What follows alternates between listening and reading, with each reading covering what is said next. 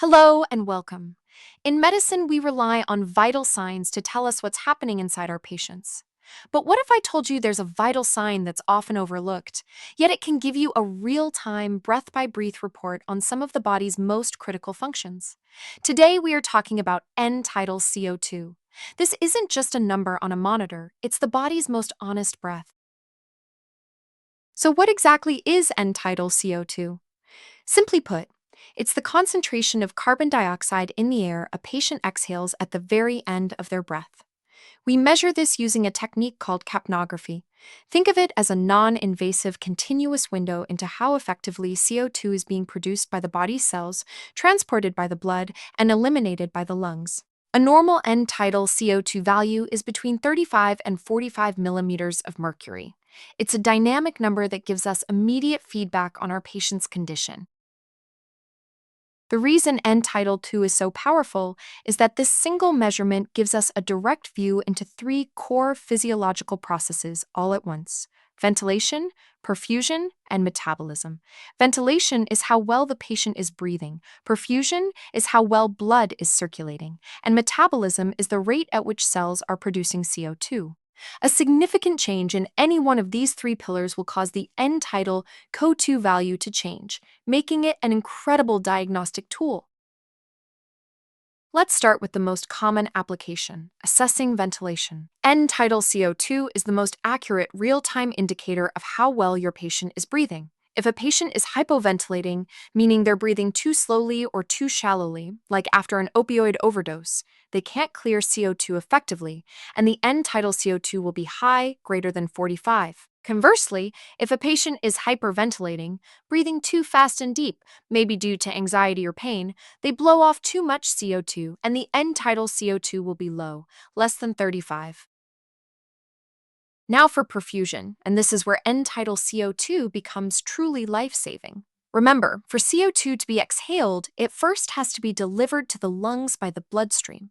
So if blood flow stops, the end-tidal CO2 will plummet. A sudden, sharp drop in end-tidal CO2 can signal a catastrophic event like a massive pulmonary embolism or, most critically, cardiac arrest. During CPR, end-tidal CO2 is the gold standard for monitoring the quality of chest compressions. A value below 10 indicates you need to push harder and faster. And often, a sudden jump in end-tidal CO2 is the very first sign that you've achieved return of spontaneous circulation, or ROSC, sometimes even before you can feel a pulse. The third window is metabolism.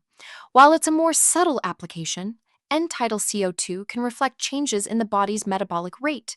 If a patient's metabolism increases, like during a fever, sepsis, or a seizure, their cells produce more CO2 as a byproduct, which can cause the end-tidal CO2 to rise.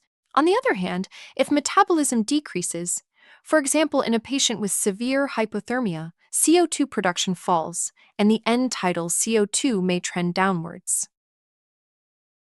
Beyond the number, the shape of the capnography waveform itself tells a story.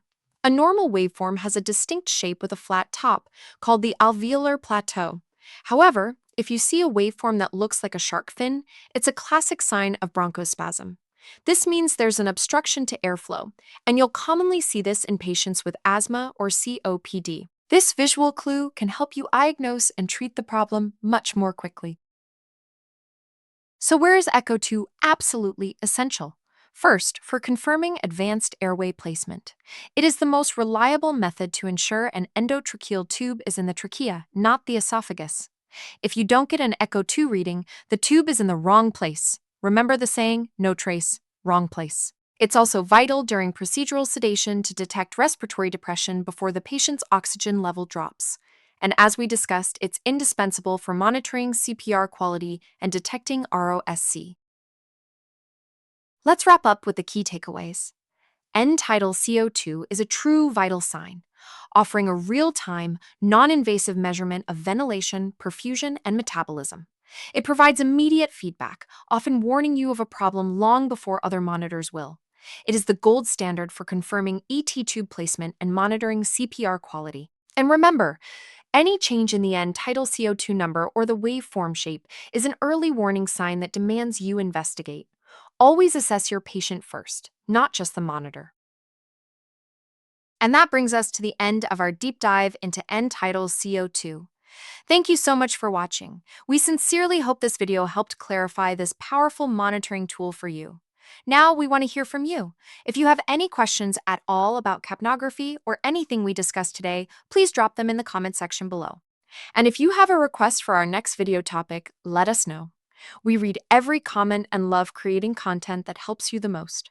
If you found this video valuable, please hit that like button and subscribe for more essential clinical content.